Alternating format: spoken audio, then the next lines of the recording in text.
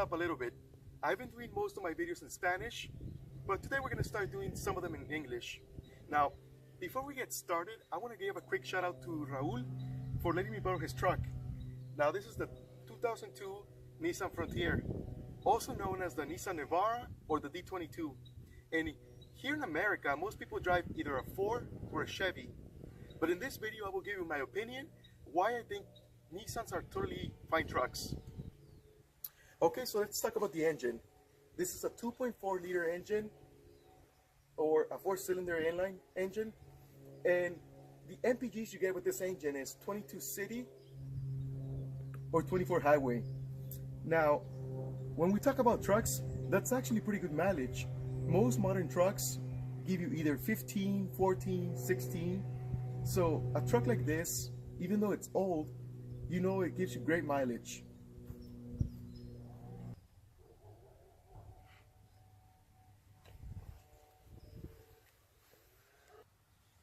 Okay guys, so this is a 2002 truck, and you know it's the XE edition, so it doesn't have any power seats, it doesn't have any of the comforts most trucks nowadays have. And if you look at the door, it doesn't have automatic doors, it doesn't have power door locks. But you know, that's okay, because these kind of trucks were built for going off-roading. They were built for, you know, work trucks, or just for, you know, everyday trucks. So just like I was saying at the beginning of the video, most people drive either a Ford or Chevy. But if you look around, if you look at videos online, most people that go off-roading have a Nissan Frontier. And why that might be? Well, the reason is because Nissan Frontiers are pretty cheap to fix, they're reliable, and people have a passion for fixing them up. Just like many people fix up Hondas and, you know, put everything under the kitchen sink in them, people fix up Frontiers, and they're, you know, they're fun to drive around. Now, let's ask Raul what kind of tires he has. Okay, so as you can see, we got the BFGs. KO2s are the new all-terrains that came out. They're 30s. And then I also installed Aftermarket Rims, the Pro Comps. They're roughly around $90, $100 a piece. Overall, you don't really see these Nissans fixed up aftermarket wise, but if you want to go with aftermarket, I do suggest these rims. They are 15s. You could go bigger if you want, but you know, caution is advised due to the wheel wells. Okay, so we kind of jumped it a bit here. So I got these stickers on the back. As you can see, each one adds like 20 HP. I'm a big fan of off-roading, so we got some Shinko. We got the luggage brand right here. You need that one. K&N, and then I got a random Super Sprock 6er. I don't know why. NCY Motorsports, which not a sponsor, but go check them out. What is this one right here? Jegs. So Jegs is a online website for aftermarket parts. Okay.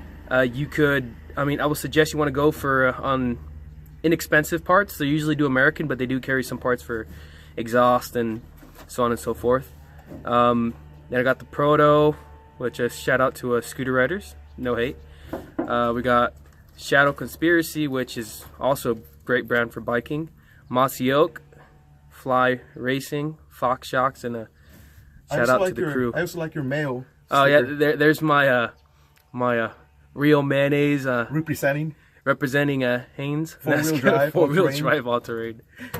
But yeah, there we go. Now we're gonna jump back to Chris's formal talking. Now we're gonna talk about this aftermarket tailgate. You know. Okay, guys. So let's look at this, because ever since Raul has had this truck, I've been wondering why instead of a tailgate, he has this. So what's your explanation, Raul?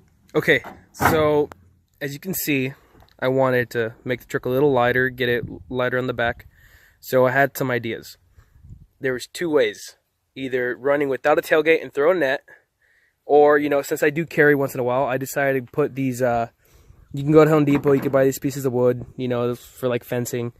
You cut them up, and as you can see right here, they have these hinges that you can just drill them in and get some pieces of wood, cut them up, and you got yourself a tailgate, you know? So you're saying it's all about saving some weight, right? Yes, precisely. So, does this give you like more MPGs or more horsepower or anything at all? Well, I like to think so, but because I mean, it looks pretty cool. It looks pretty rugged. Rugged, yeah, like, it looks you very know, rugged. I haven't seen you driving around town like on the freeway, and it's kind of cool because I know it's you right away. Because you know, as soon as I see the boards, I'm like, man, one of those things is gonna fly off and like hit someone in the windshield. Projectiles. Yep. So okay, let's move on to another thing that I saw about this truck. Okay, so here's the other thing that I wanted to talk about. I want to talk about this antenna because I think it's pretty hilarious. Like, first of all, the print on this antenna, it looks like some kind of camel. Because of course you don't want to be seen in the wilderness. But then it has like this arrow tip on it. So what was the big idea with this antenna, Raul? So shout out to my big hunting fans, whoever likes to go hunting. This is basically an arrow designed for crossbow, as you can see. Typically you can find this, I found this at AutoZone for around $12. I thought it was a pretty cool, neat feature to put on just to give to give something different. Since you see all the antennas out there, they're plain, I want to have a little aftermarket look, which as you can see goes fairly well with the truck. You know, it gives it a nice little southern look. But let me... So what you're saying is that the whole theme you're going for is that someone shot an arrow right into the sky, and instead of getting an arrow to the knee, you get an arrow to the truck, like straight down. Precisely. Okay, so that's cool, man. Like, everybody has their own style. I get that. And I wanna address the viewer right now. As you can see, we went from like being super serious to just being goofy. And the reason for that is that we shot this video like many times, and we didn't really know what to say. So, you know, we're doing the review of the truck. That was the main thing in the video. And yeah, you know, we're kind of just going as we go. And what else can we talk about? I mean, how much do you spend a week on gas?